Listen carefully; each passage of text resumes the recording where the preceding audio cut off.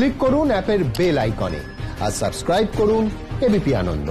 সব সময় থাকুন খবরে।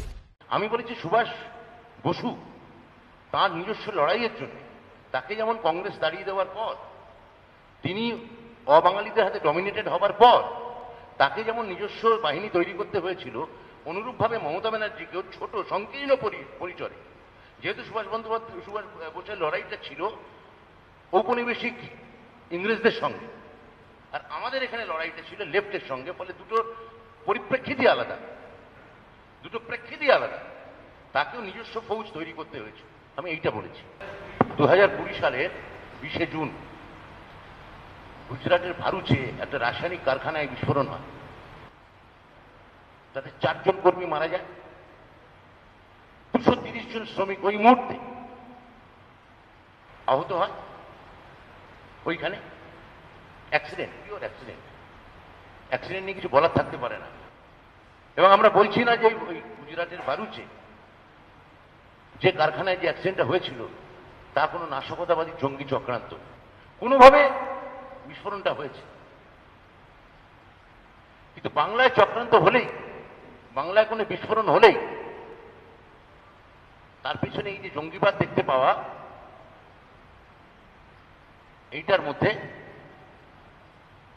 একটা খুবই চিন্তার দৈন্য এবং খেলো রাজনীতি আছে।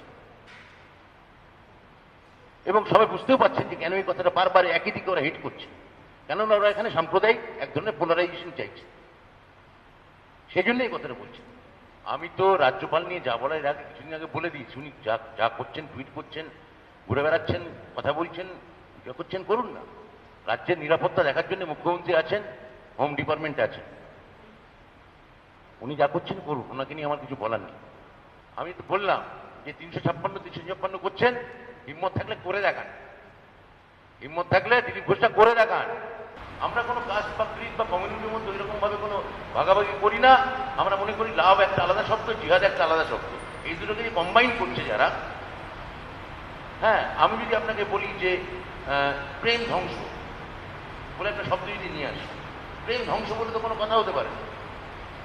হ্যাঁ, বা আমি বললাম যে বিবাহ মৃত্যু, জন্ম মৃত্যু হতে পারে, বিবাহ মৃত্যু বলে কি কোনো শব্দ হতে পারে?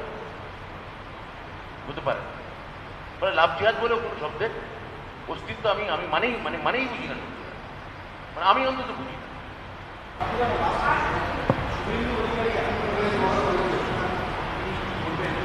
তিনি দলে আছেন, প্রবলভাবে দলে আছেন। গতকালও বলেছেন আমি দলের সদস্য, তাকে নিয়ে কেন প্রশ্ন উঠছে? আপনি যখন আমায় নিয়ে প্রশ্ন করেন যে আপনি কোথায় আছেন, এখানে আমি দাঁড়িয়ে মিটিং করার পর বা প্রেস কনফারেন্স করার পর, সেটা আপনার প্রশ্নের সমস্যা।